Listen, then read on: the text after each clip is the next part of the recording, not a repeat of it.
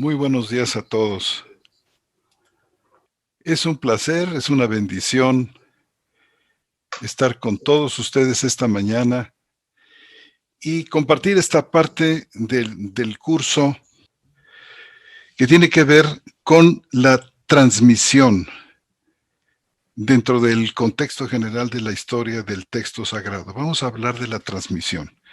Vamos a tocar algunos aspectos de la inevitable corrupción que surgió a lo largo del muy largo proceso del copiado que realmente lleva 1500 años, es decir, desde la presencia de los apóstoles, los primeros escritos, hasta la aparición de la imprenta, a través de la cual se regularizó el proceso del copiado y se disminuyó profundamente el problema de la corrupción, que realmente no se hizo, realmente no fue por dolo, bajo ninguna circunstancia, sino la mayoría de las veces fueron problemas del copiado propios de una visión cansada, de mala vista, de oído defectuoso. Cuando, por ejemplo, en los escritorios se dictaba a partir de un texto y varios escribas tomaban el dictado y hacían las copias. Bueno, pues vamos a hablar en este proceso de traducción y corrupción refiriéndonos al nuevo pacto.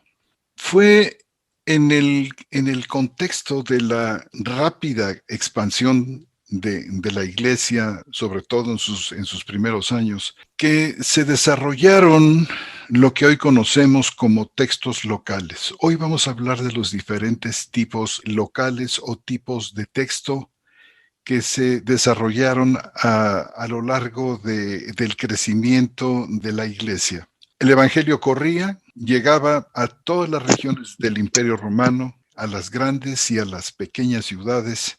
Podemos pensar, por ejemplo, en Roma, la gran capital, Constantinopla, Alejandría, Antioquía, Cartago, y todos los lugares alrededor de estas grandes ciudades. Hubo un gran interés y una necesidad muy grande de tener las palabras de Cristo y las palabras de los apóstoles en forma escrita, y había que satisfacer esa necesidad. Y la forma más común y podemos decir única era a través de elaborar copias y enviarlas. Y no solamente nos encontramos nosotros con este fenómeno de la multiplicación de copias, sino que las copias mismas se adecúan a las ciudades, a las localidades de donde se emiten.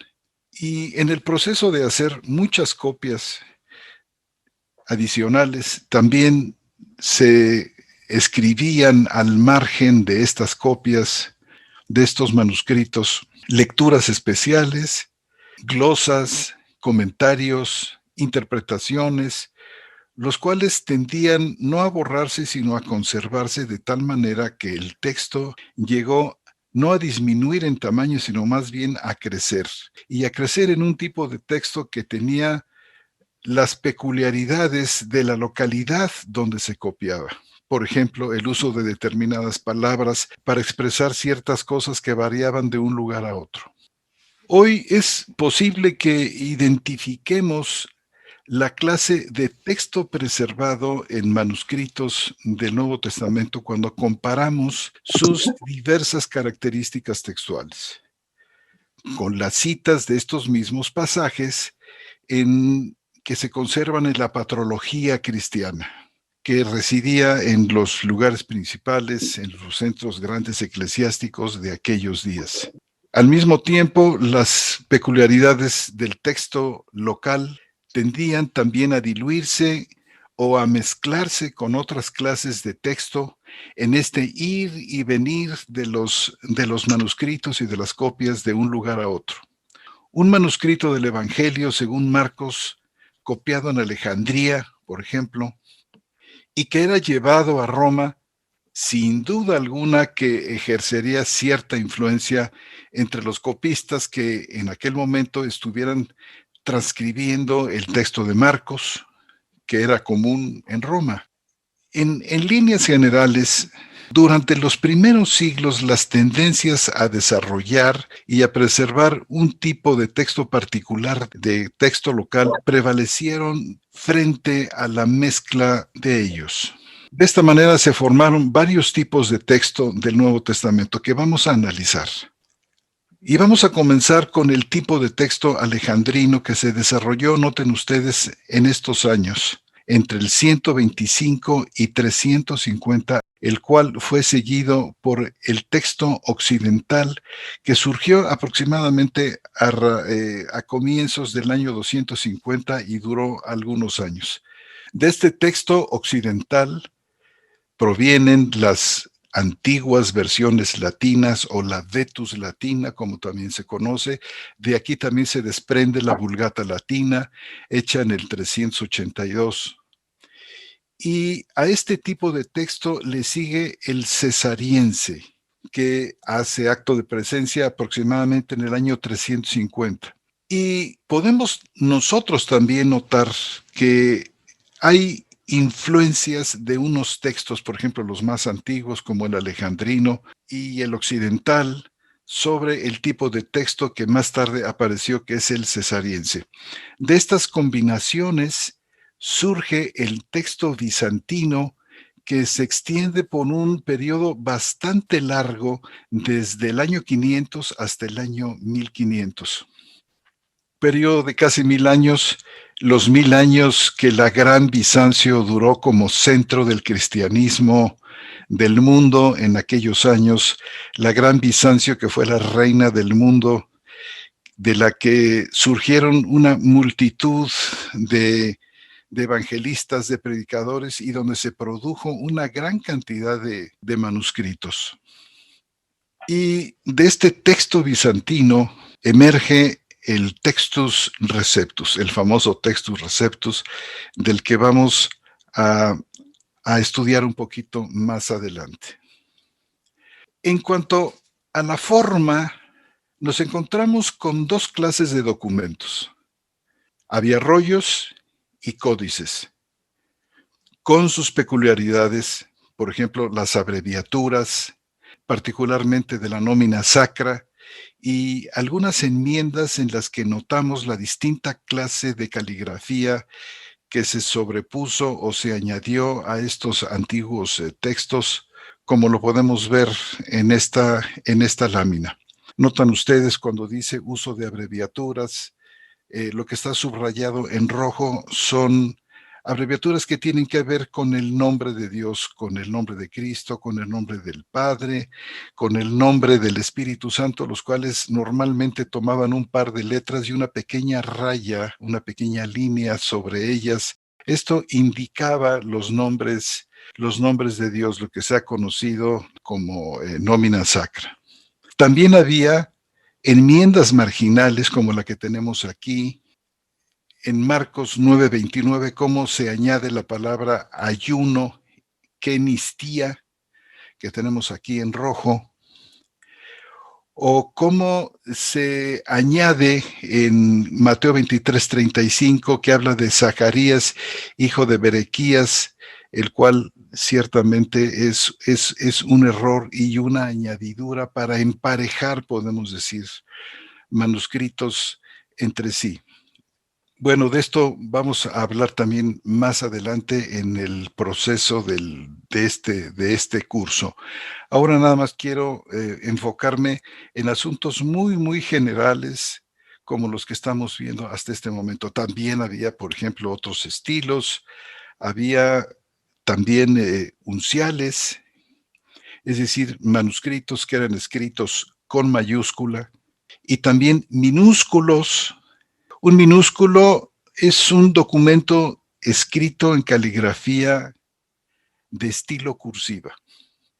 La escritura minúscula se convirtió en la norma para la producción de la escritura manuscrita después del siglo IX, tras lo cual estos manuscritos crecieron hasta superar en número a los manuscritos unciales, casi en la proporción de 10:1.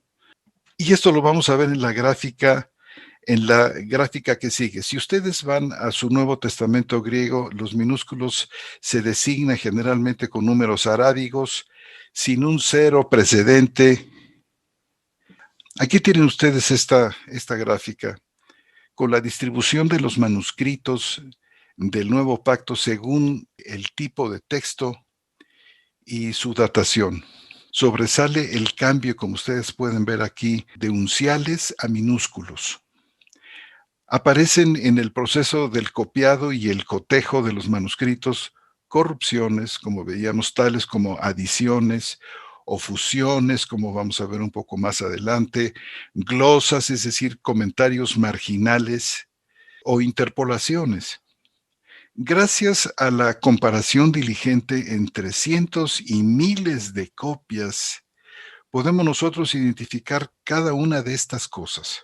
Y esta es una de las tareas fundamentales de la crítica textual y tenemos un ejemplo magnífico que vamos a pasar a ver en el Códice Washingtoniano, pero antes quiero que veamos por un momento esta gráfica. Noten ustedes cómo los textos alejandrinos, que decíamos son los más antiguos, fueron muy comunes en el siglo, por ejemplo, tercero al sexto, pero después va disminuyendo su presencia a medida que los años van pasando. El texto occidental dura realmente poco tiempo, se componen pocas cosas con ese tipo textual que vamos a examinar con detalle un momentito más adelante. Y por el contrario, los bizantinos, el tipo de texto bizantino que comienza aproximadamente por el siglo XV, decíamos, crece y crece y crece descomunalmente y llega a ser la forma más aceptada de texto en aquellos años. Bueno, pues decíamos que tenemos aquí este magnífico ejemplo de texto, el Códice Washingtoniano. Fíjense cómo había en varios textos una influencia de otros tipos de texto. Había, por ejemplo, en el Códice Washingtoniano, que es del siglo V, texto alejandrino posterior en algunos pasajes de los evangelios. También tenemos ejemplos de texto occidental en este Códice Washingtoniano en estas partes que se están señalando aquí, en Marcos y en Juan. Tenemos también restos de texto o presencia de texto cesariense, por ejemplo, en Marcos del capítulo 5, 31 al 16, 20, y también texto bizantino, un texto bizantino inicial, prístino, que lo encontramos en Mateo y en Lucas en estos pasajes que ustedes están viendo aquí. Ahora vamos a pasar a examinar un poco más acerca de los detalles importantes de cada tipo de texto y volvemos a enumerar los diferentes tipos de texto.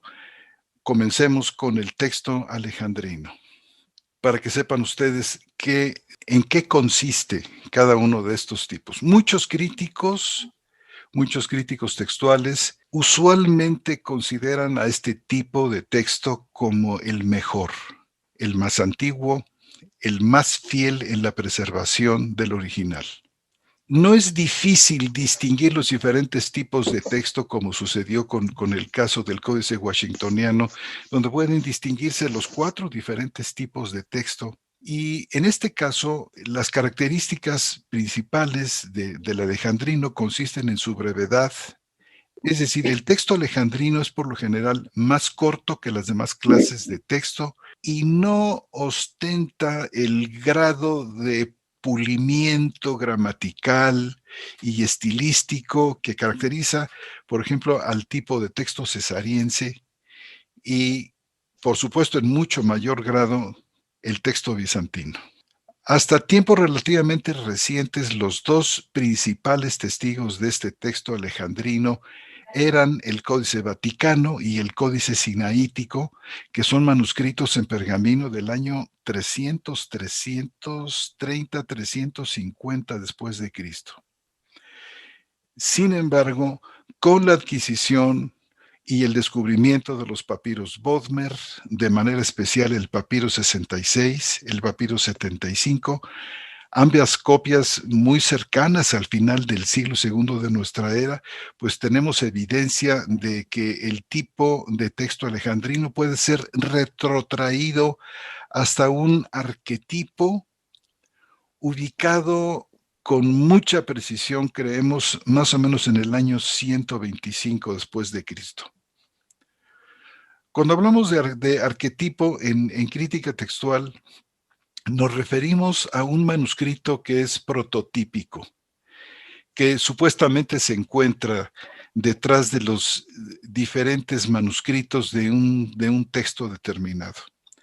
Y por supuesto, estos manuscritos arquetípicos son hipotéticos, ya que cada manuscrito se deriva, a fin de cuentas, en última instancia, de los mismos autógrafos. En esta lámina tenemos un tipo de enmienda. En dos de los códices alejandrinos más antiguos del siglo IV. Fíjense que en la parte de arriba, en gris, tenemos ni más ni menos que el Códice Vaticano, que presenta una enmienda, si ustedes la notan del lado derecho, aquí, que trata de corregir un error muy común entre los copistas que se llama parablepsis. Ya lo veremos más en detalle. De momento, podemos decir que cuando se copiaba un manuscrito, en ocasiones el copista saltaba, había un salto en la mirada de una letra o un grupo de letras a una línea de aspecto similar, lo que provocaba errores involuntarios en la transmisión. Fíjense cómo se leería sin la corrección que le hacen aquí al margen, diría: no ruego que los guardes del maligno, a secas.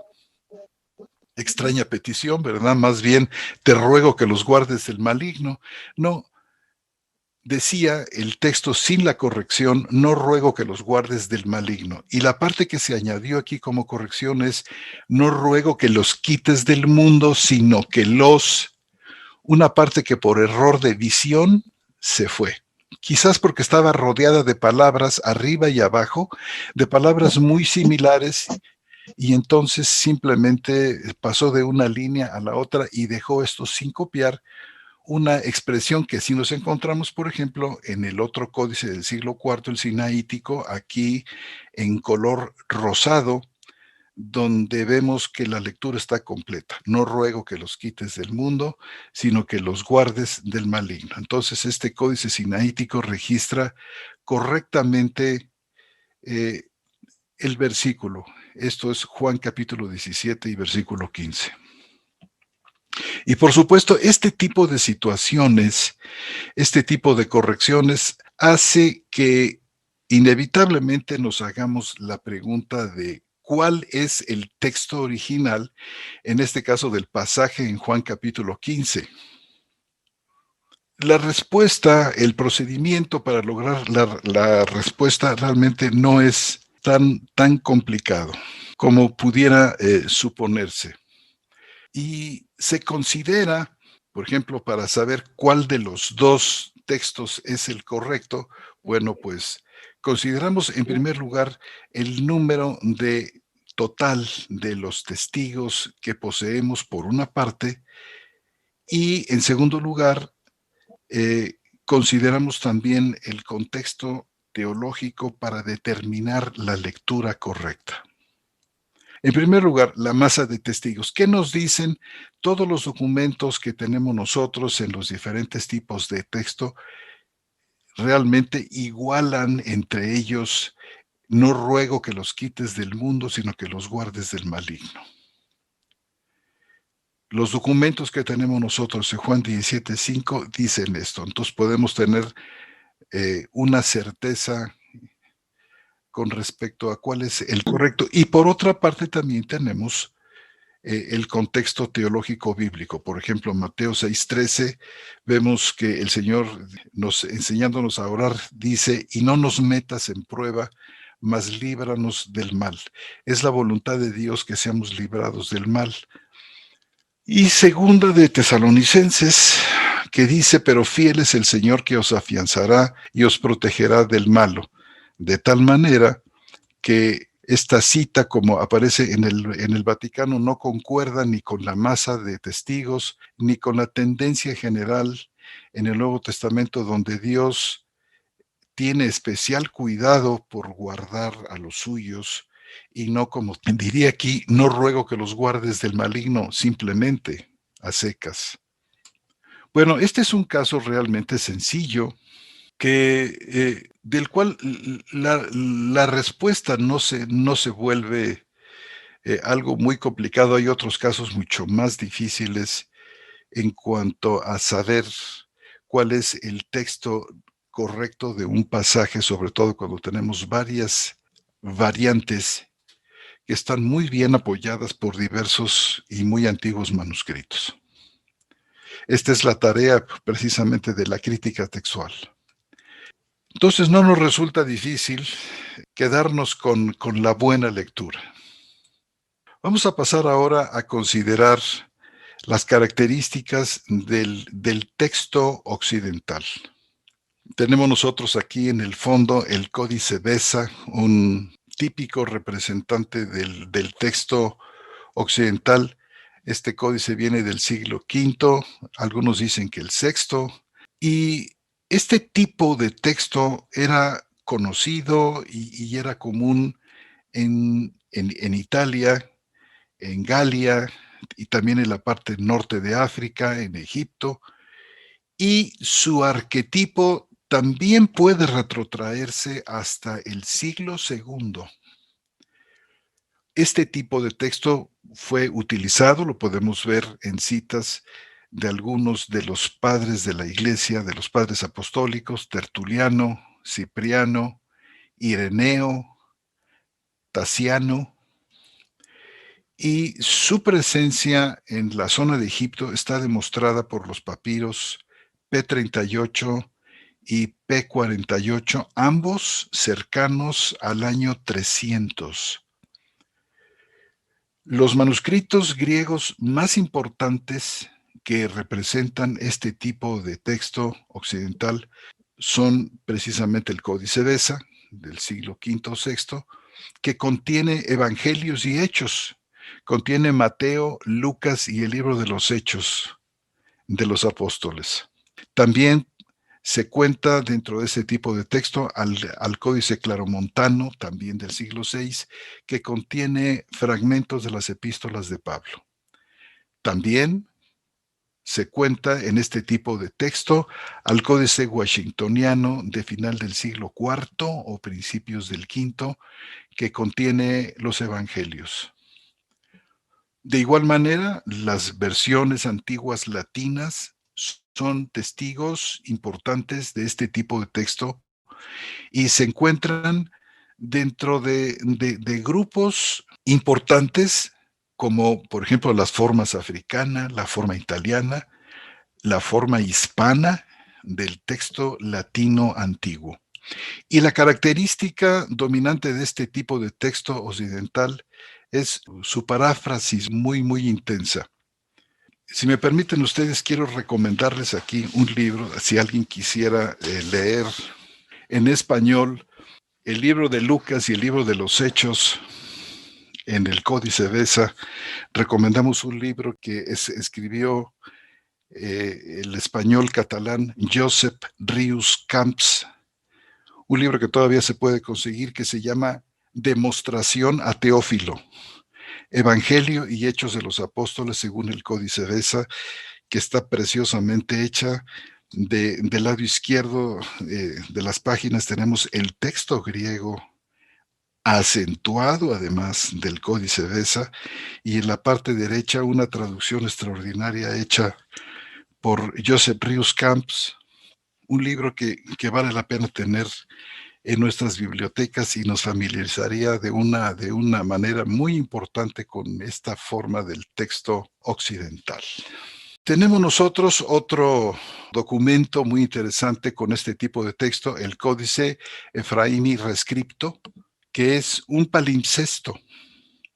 Un palimpsesto, como dice aquí en el último párrafo de esta nota, los manuscritos dice, ahora verá usted, Dice, este manuscrito es un ejemplo destacado de la suerte que corrieron muchos libros antiguos de la Edad Media antes de la introducción del papel en Europa.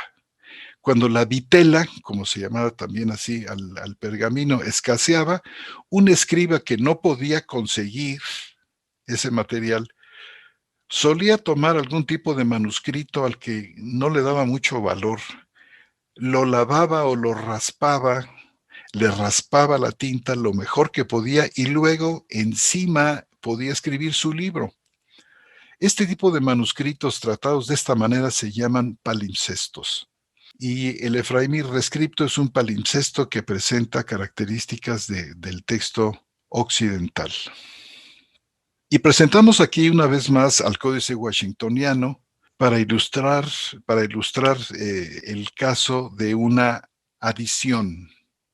En esta lámina tenemos nosotros aquí, en una vista ampliada en color como verde, tenemos nosotros una cita de Isaías 40:4-8.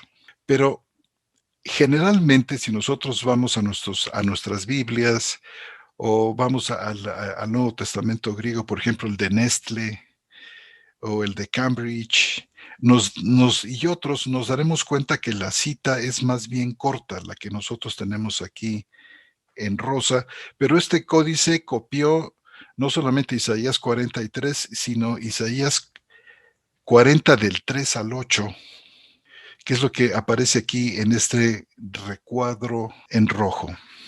Esta es una adición, no la encontramos en ningún otro documento. Pueden ustedes darse cuenta qué tipo de adiciones, es decir, el texto normalmente diría una voz que grita en el desierto, preparad el camino del Señor, enderezad las sendas de Él. Y lo que sigue, todo valle se rellenará hasta el final, es lo que se aumentó en este códice washingtoniano. Así es que vamos a pasar ahora a hablar de las características del siguiente texto, tipo de texto, el cesariense. Tal parece que este tipo de texto se originó en Egipto. Tiene muy interesantes y buenos respaldos el papiro Chester Beatty, el papiro P45, del que se dice que fue traído quizás por Orígenes a Cesarea, donde fue utilizado por Eusebio y otros. También se dice que de Cesarea este texto fue llevado a Jerusalén, donde fue utilizado por Cirilo y un grupo de armenios que en épocas tempranas tenían una colonia en Jerusalén. Estos misioneros armenios llevaron este tipo de texto cesariense a Georgia, en donde influyó en la versión georgiana, como también en el manuscrito griego del siglo IX, el famoso Códice Corideti. Según parece, este tipo de texto cesariense tuvo una carrera larga y accidentada, de acuerdo con los puntos de vista de un buen número de eruditos. Se trata de un texto oriental caracterizado por una mezcla de lecturas occidentales y alejandrinas en el cual se puede observar un interés, un propósito de transformación, podemos decir, elegante de sus expresiones, una distinción que llegó a su culminación en el texto bizantino. El Códice Washingtoniano, decíamos hace un momento, que refleja, como otros manuscritos, una especie de collage de tipos de texto.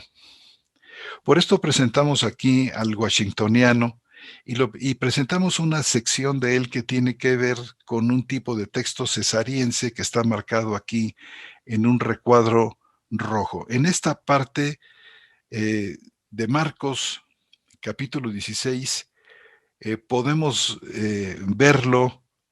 La sección es muy interesante porque presenta allí lo que se ha llamado el famoso Logion Frere, que es una adición al final largo de Marcos.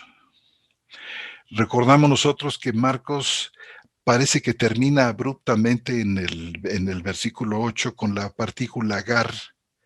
algo que ha parecido extraño a muchos, pensando que ese gar sería algo así como una palabra pospositiva que indicaría la entrada de un pensamiento posterior. Y desde los primeros años de existencia del Evangelio de Marcos, algunos copistas, no satisfechos con este final repentino, pensaron que había la necesidad de completarlo a partir de ese gar, porque les parecía que terminaba de una manera muy brusca, que le estaba faltando algo, y probablemente esto surgió de manera natural cuando se compara el final de este Evangelio de Marco con los finales de los otros evangelios. Entonces, a mediados del siglo segundo, algunos de estos escribas se dieron a la tarea de componer la pieza literaria que le diera, en su opinión, buen fin a este importante documento. Y de este esfuerzo, seguramente que de muy buena voluntad, la historia de la transmisión del texto ha registrado dos finales. Un final corto, que consiste en unas cuantas breves líneas, y el largo, obviamente más extenso, y que aparece en numerosas versiones del Nuevo Testamento. Pero aquí en este códice washingtoniano habría que añadir la aparición de otro fragmento, de otro segmento, compuesto aproximadamente en el siglo IV, quizás el V, y que fue insertado entre los versículos 14 y 15. A este fragmento se le llama Logion Frere, cuyo nombre, Frere o Freer, se debe al propietario del documento. Si nosotros leemos, digamos, nuestra Reina Valera y llegamos al versículo 14, nos damos cuenta de que llama fuertemente la atención el Señor a sus discípulos, diciéndoles que les echó en cara su incredulidad y dureza de corazón. Yo creo que el que compuso el Logion Frere le pareció tan duro este reproche que escribió una defensa de los discípulos después del versículo 14 y la insertó ahí. Y este breve pasaje solamente aparece únicamente en el Códice Washingtoniano, y vean ustedes cómo dice. Ellos se disculparon diciendo: esta época de desorden e incredulidad está bajo Satanás, quien no permite que la verdad y el poder de Dios prevalezca sobre las cosas impuras de los espíritus. Por ello, revela tu justicia ahora. Así hablaron a Cristo y Cristo les respondió: el periodo de años del poder de Satanás ha sido cumplido, pero otras cosas terribles se acercan, y para aquellos que han pecado fui entregado a la muerte para que se vuelvan a la verdad y no pequen más, a fin de que puedan heredar la gloria de justicia espiritual e incorruptible que está en el cielo. Y bueno, tiene un sabor apócrifo que ustedes lo pueden notar de una manera, yo creo que rápida. Así es que tiene esta particularidad el Códice Washingtoniano. Así es que en un tipo de copias, de manuscritos, perdón, tenemos un final corto, en otros tenemos un final largo, y en este en particular tenemos el final largo más la añadidura que acabamos de leer, que resulta muy, muy interesante. Pasaremos ahora a investigar el último tipo de texto, que es bizantino. A este tipo de texto lo caracteriza su esfuerzo por hacerlo parecer completo, hacerlo parecer muy lúcido, muy claro. Y sin duda los constructores de este tipo de texto intentaron pulir cualquier forma ruda del lenguaje. Por ejemplo, se cambiaron vocablos donde en algunos manuscritos aparece la palabra catre, cuando el Señor le dice al hombre que sana: levántate, toma tu catre. Seguramente que catre parecía una palabra demasiado ruda, demasiado rústica, y entonces cambiaron catre por camilla. Quiero decir aquí que muchas de las lecturas variantes son de este tipo de texto, que muchas veces tienen más que ver con la coloratura que con el deliberado propósito de introducir un pensamiento nuevo, extraño. Realmente esto está ausente. Cuando nosotros hablamos de que nos encontramos miles de variantes, pues en realidad son este tipo de variantes que obedecen más bien al lugar de donde surge, de donde se copian los textos. Hermanos queridos, quiero decir aquí lo siguiente. Algunos pueden pensar que esto que enseñamos aquí, que hemos venido enseñando a lo largo de estos estudios, atentaría de alguna manera contra la fe de algunos o haría perder la falta de confianza de ellos en las escrituras al venir a conocer estas cosas. Pero quiero que sepan que esta es la verdad de las cosas, perfectamente probada, perfectamente evidente que está allí. Y más vale que nosotros entendamos esto dentro de nosotros, en el contexto de nosotros que creemos en la plena autoridad de las Escrituras, que entendemos que las Escrituras son el instrumento de Dios maravilloso y singularísimo para la salvación, porque la fe viene por el oír y el oír por la palabra de Dios. Pero es mucho mejor que nosotros, entre creyentes, comprometidos con la palabra y con Cristo, estudiemos estas cosas, que permitamos que otras personas traten de explicarlas cuando en realidad muchas veces tratan de manipularlas. Y aquí permítanme ustedes que mencione el nombre de Bart Ehrman, una persona, un anglicano que tal parece se había convertido a Cristo en los años de su juventud, pero después fue cambiando sus puntos de vista y se volvió a la fecha un radical enemigo de la palabra.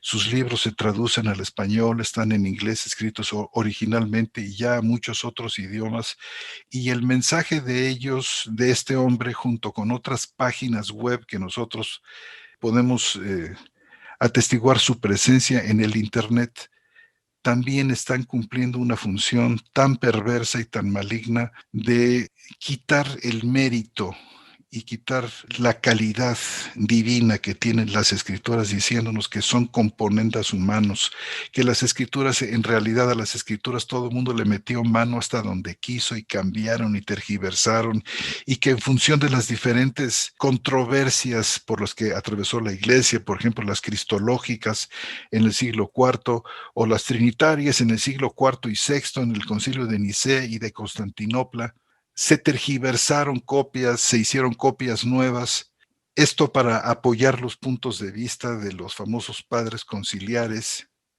para fundamentar sus puntos de vista sobre la doble naturaleza de Cristo o sobre la Trinidad, etcétera.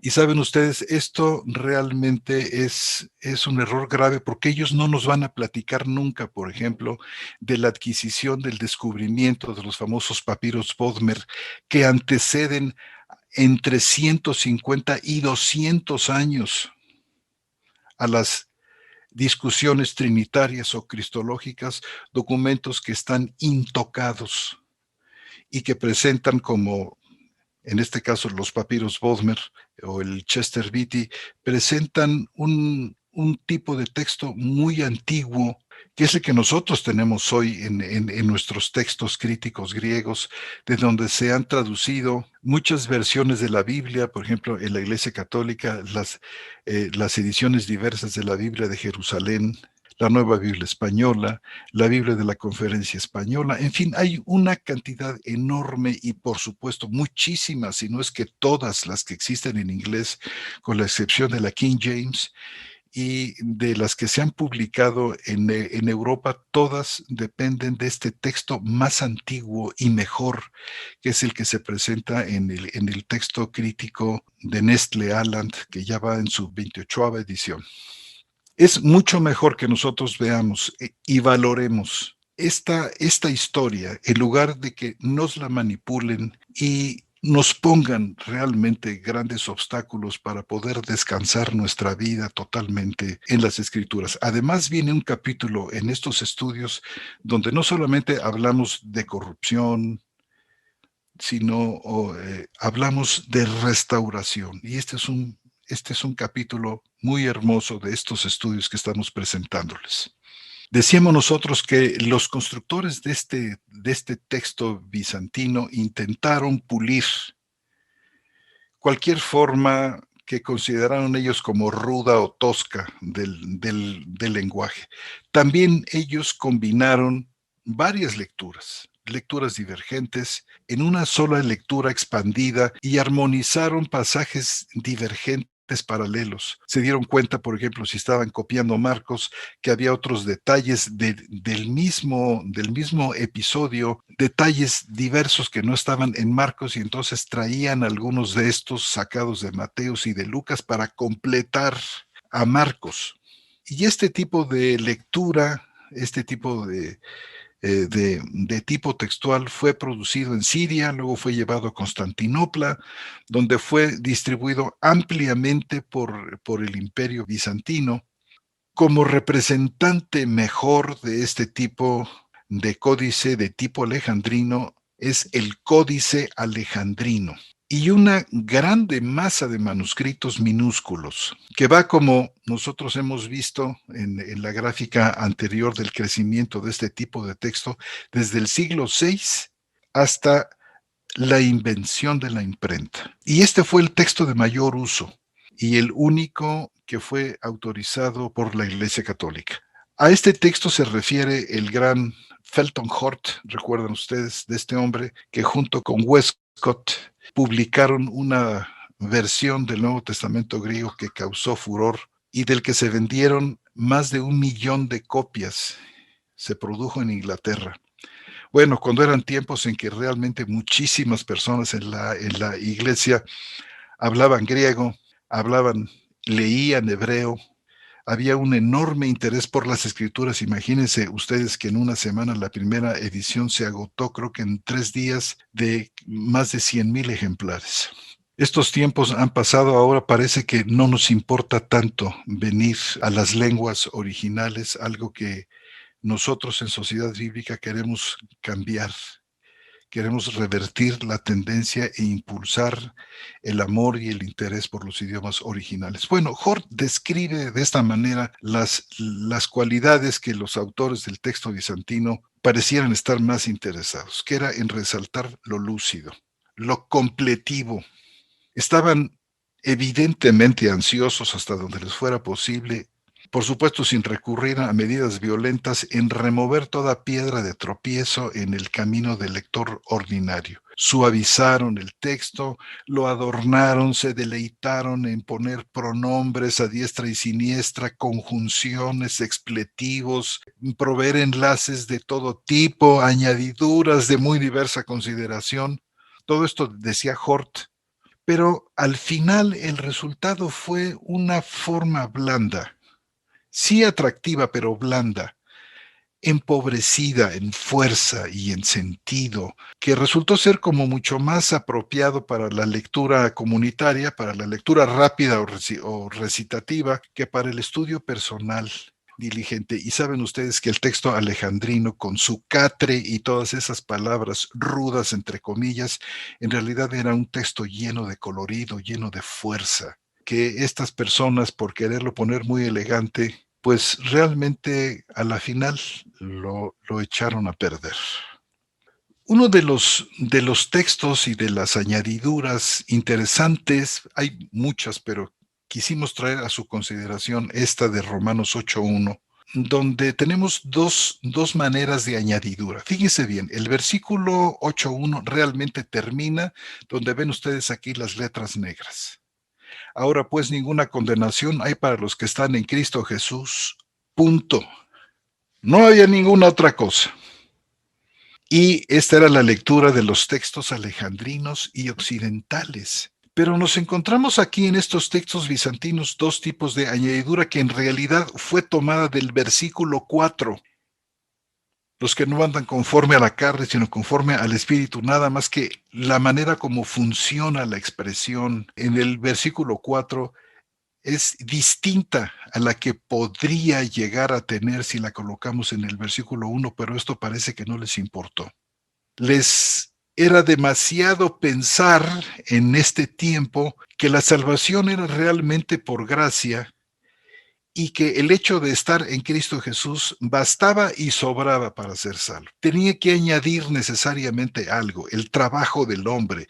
Tenía que decir que, bueno, sí, claro, no hay ninguna condenación para los que están en Cristo Jesús, siempre y cuando, porque este es el sentido que tiene aquí esta copia del versículo 4 y pasarla al 1, siempre y cuando andes conforme a la carne, no andes conforme a la carne, sino conforme al Espíritu.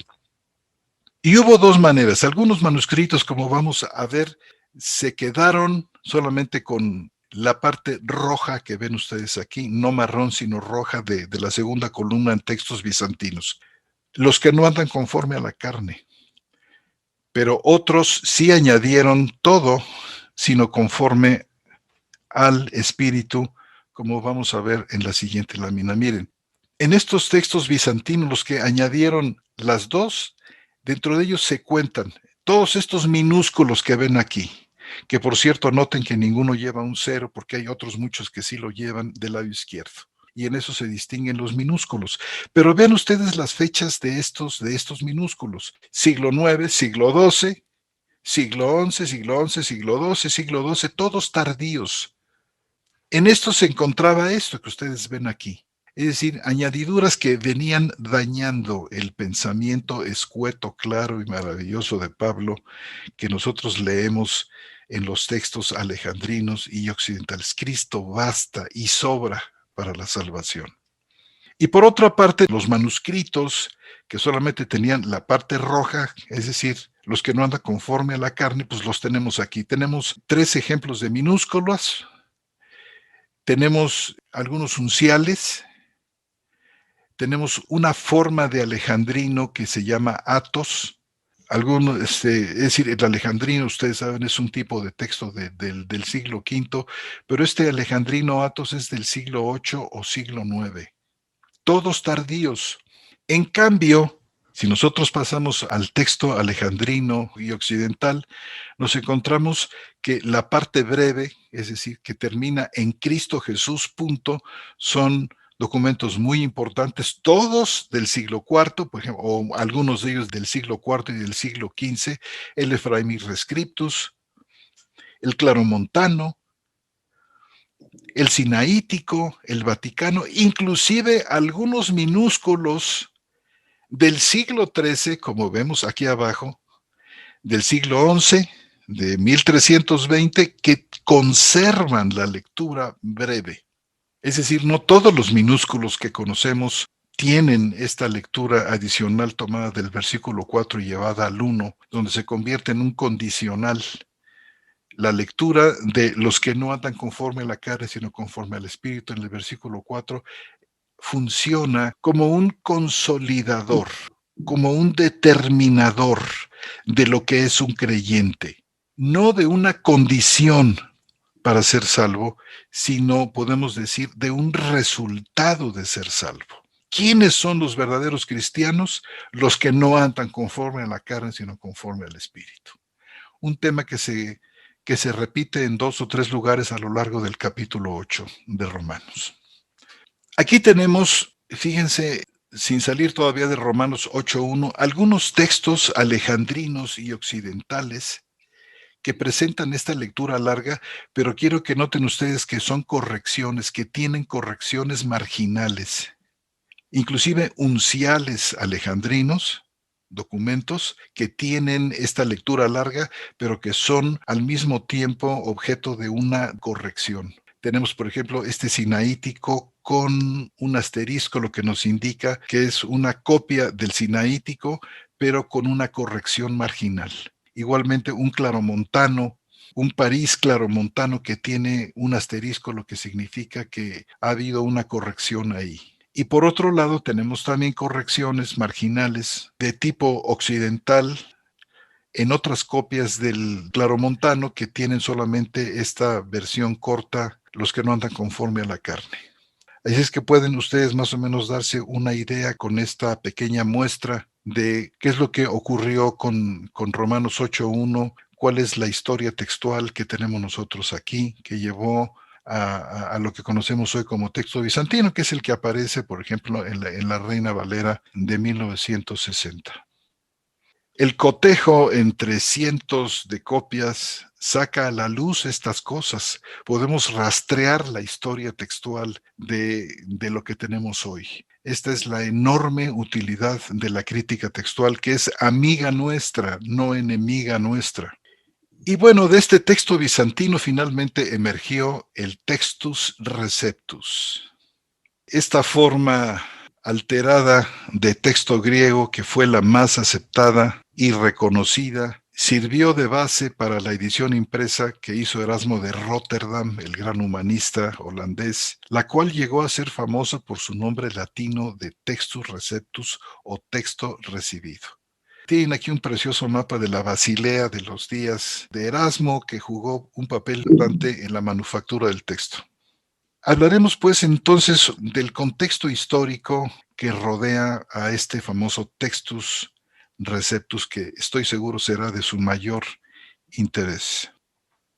En el siglo XV todo viene a cambiar en la cultura occidental a través del invento de Juan Gutenberg de la imprenta, de tipos movibles. Ni qué decir, ustedes lo pueden percibir y lo saben bien, el enorme cambio que significó el invento de esta joya.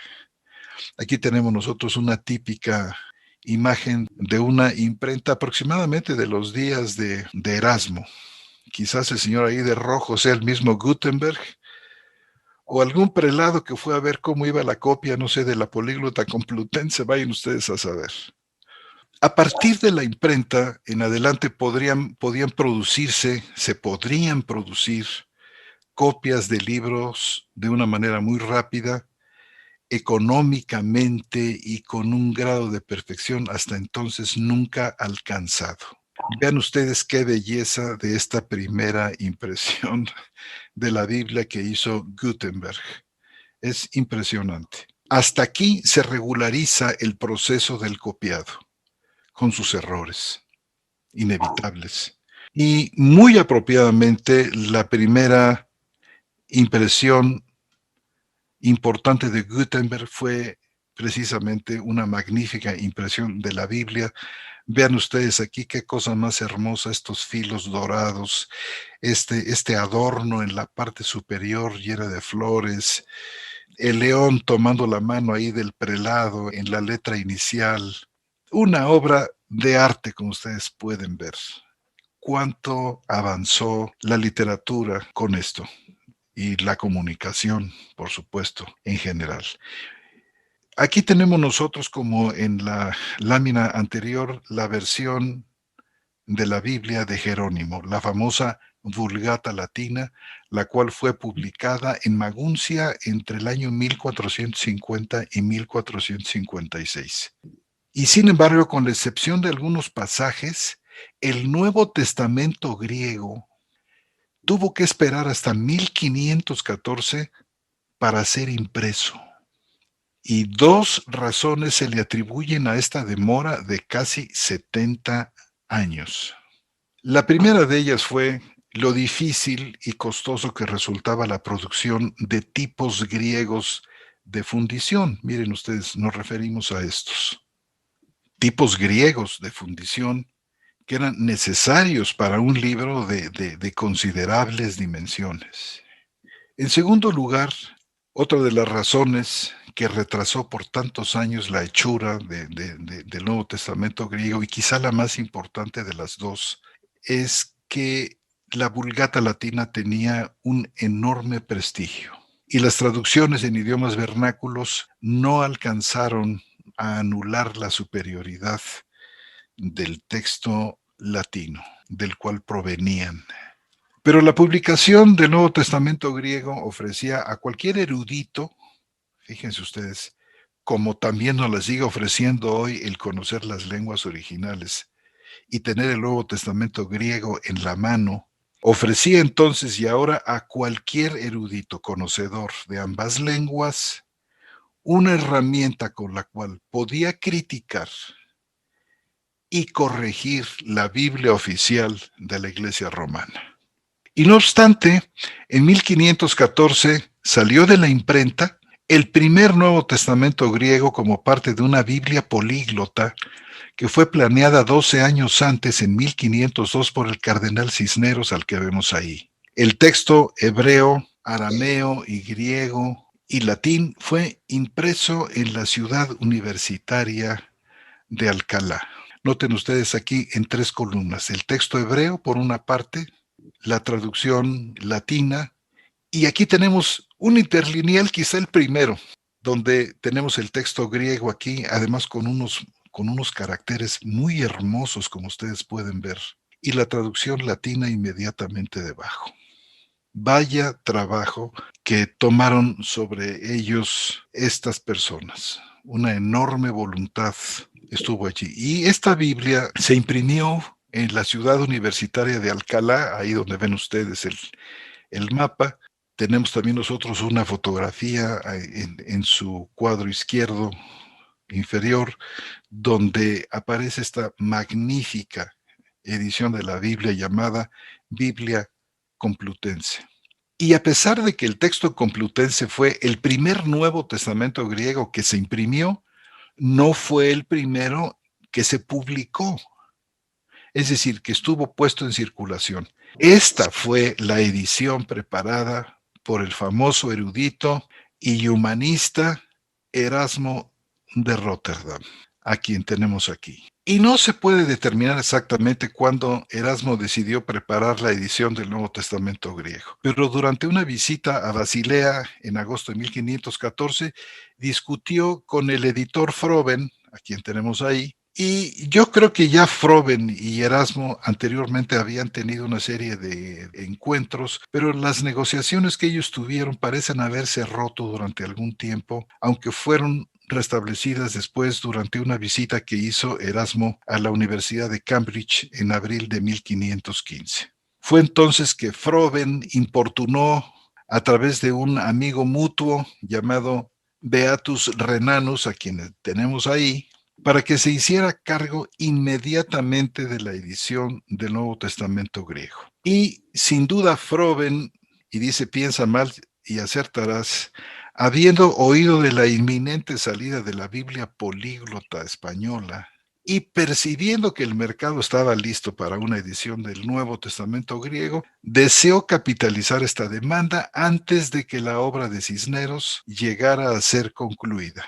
Así, la propuesta de Froben, que fue acompañada de la promesa de pagarle bien a Erasmo, aparentemente había llegado a su momento oportuno y Renanus fue un instrumento magnífico para cerrar este trato. Y habiendo ido de nuevo a Basilea en julio de 1515, Erasmo esperaba encontrar manuscritos griegos suficientemente buenos como para mandárselos al impresor, simplemente, y luego presentarlos con su propia traducción latina, en la que ya había venido trabajando de manera intermitente durante varios años. No obstante, le causó un enorme disgusto darse cuenta que estos manuscritos que tenía a la mano en aquel momento necesitaban de un grado de corrección antes de que pudieran ser usados como copias de impresión. El trabajo comenzó el 2 de octubre de 1515 y solo 5 meses después, un tiempo récord, después del 1 de marzo de 1516, la edición entera había sido concluida en un gran volumen que tenía más de 1000 páginas, que según el propio Erasmo decía que había sido precipitado más que editado. Para la mayoría del texto se basó Erasmo en una base muy exigua, muy mínima. 2 manuscritos más bien inferiores de una biblioteca monástica de Basilea. Ahí había ido para ver qué era lo que conseguía. Y uno de los evangelios, o sea, de estos 2 documentos inferiores, uno tenía los evangelios y el otro tenía los hechos y las epístolas, y decíamos inferiores porque fueron copias de aproximadamente el siglo XII. Erasmo comparó los manuscritos con 2 o 3 de los mismos libros, corrigiendo ocasionalmente para el impresor. Noten ustedes cómo a estos mismos manuscritos Erasmo les añade, por ejemplo, aquí en la parte superior, una serie de notas, tanto en la parte superior como marginal. Aquí tenemos otras correcciones, tachaduras en el texto. Y estas correcciones muchas veces venían en el margen, otras veces venían entre líneas del mismo manuscrito. Y aquí presentamos otros ejemplos de este uso tan desaseado que hizo Erasmo de los manuscritos, que seguramente se convirtió en una pesadilla para los que tenían que formar con los moldes aquellos de plomo para poder imprimir este Nuevo Testamento. Toda una pesadilla. Noten ustedes, aquí hay otras tachaduras. Si no estaba Erasmo ahí con ellos, era sencillamente imposible saber qué era lo que realmente estaba diciendo el texto. O sea que Erasmo se obligó a estar cerca de los impresores seguramente para poder descifrar lo que estaba aquí. Miren ustedes, otras correcciones arriba, al margen. Tenemos otra. Vean ustedes las tachaduras en el texto. Y para el libro del Apocalipsis, Erasmo no tenía más que un manuscrito, también del siglo XII, que había tomado prestado de su amigo Reuchlins, al cual desafortunadamente le faltaba la última hoja. Y para estos versículos, lo mismo que para otros pasajes, en donde el texto griego del Apocalipsis y el comentario que venía adjunto resultaban indistinguibles por estar tan mezclados, Erasmo tuvo que depender de la Vulgata latina y traducir del latín al griego. Al respecto, el editor Scrivener declaró, dice, este es el libro con más errores que he conocido. Y por supuesto que en esta traducción que hizo Erasmo del latín al griego, Erasmo se inventaba palabras que puso en el Textus Receptus, como la palabra que aparece aquí en amarillo, acathartitos, supongo, que no aparece ni en el Nuevo Testamento ni en toda la Septuaginta. Es probable que lo que haya querido decir es ta acathartatis. Todo esto que hemos venido comentando, y como era de esperar, era una verdadera audacia, un atrevimiento.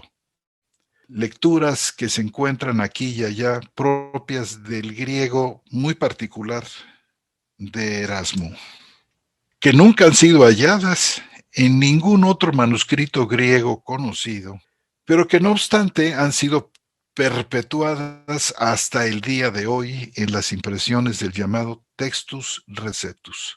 Incluso en otras partes del Nuevo Testamento, Erasmo introdujo ocasionalmente en el texto griego material tomado de la Vulgata latina. Esto lo podemos comprobar, por ejemplo, en Hechos capítulo 9, 6, la pregunta que Pablo le hace en ese momento de su conversión en el camino a Damasco, que dice, él temblando y temeroso dijo, Señor, ¿qué quieres que yo haga? Esta pregunta es una obvia interpolación que procede de la Vulgata. No está en los otros textos griegos, no la encontraremos en textos alejandrinos occidentales. Esta añadidura que no se halla en ningún manuscrito griego en este pasaje formó parte del Textus Receptus, el cual Casiodoro de Reina tomó, porque no tenía el hombre otra cosa de dónde tomar más que ese Textus Receptus, lo tomó como base para su versión de 1569, la cual es perpetuada en sus muchas revisiones actuales hasta el siglo XXI.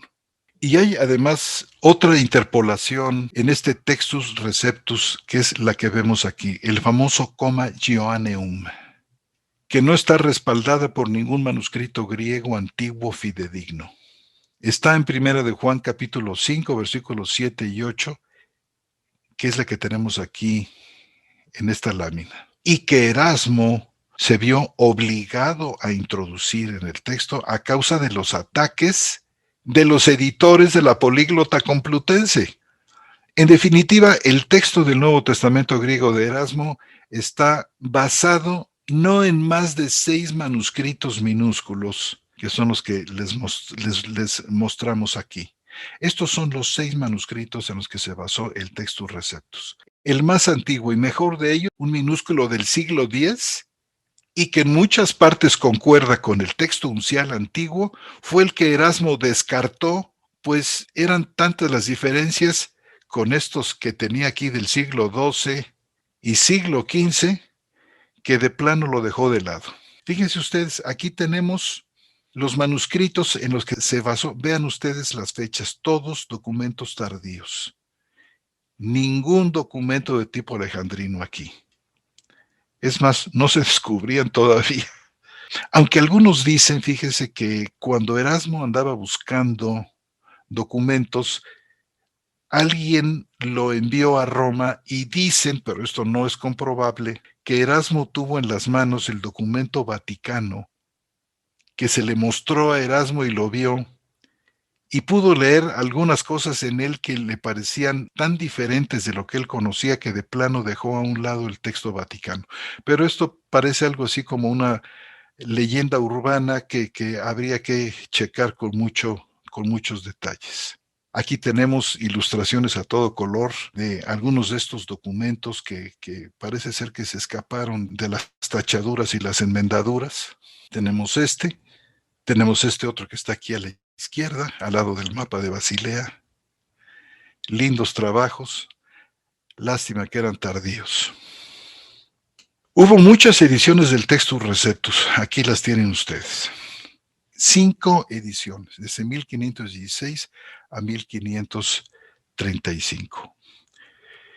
Y tuvo más de 30 ediciones que fueron realizadas sin autorización en Venecia, en Estrasburgo, en Basilea, en París y en otros lugares. Y subsiguientes editores del Textus Receptus, como por ejemplo podemos citar a los hermanos Buenaventura, a Elcidir, al mismo Teodoro Beza y otros, a pesar de haber realizado un número considerable de alteraciones en estas ediciones, continuaron reproduciendo vez tras vez esta adulterada forma de texto griego, asegurándole una preeminencia tal que llegó a convertirse en el texto normativo, en el Textus Receptus del Nuevo Testamento, y por más de 500 años resistió y aún sigue resistiendo los esfuerzos de eruditos por desplazarlo en favor de un texto más fiel. Y por último, tenemos nosotros 5 puntos que presentamos aquí para ver cómo el Textus Receptus nos presenta en sus alteraciones situaciones que deslucen de alguna manera estos 5 puntos que mencionamos aquí. La gracia, la soberanía de Dios en el llamamiento, exalta la exigencia de las obras humanas para salvación, opaca la esperanza mesiánica, ablanda el nervio en general del texto sagrado. Tienen ustedes los textos. Hasta hace poco, antes del siglo XX, el Textus Receptus ha servido como la única base de traducción del Nuevo Testamento en muchos lenguajes vernáculos de Europa, incluido el castellano. Y ha sido tan supersticiosa y pedante esta inmerecida reverencia que los intentos por criticarlo o enmendarlo han sido interpretados como un sacrilegio. Todo esto a pesar de que su base textual es esencialmente un manojo de manuscritos tardíos, escogidos al azar.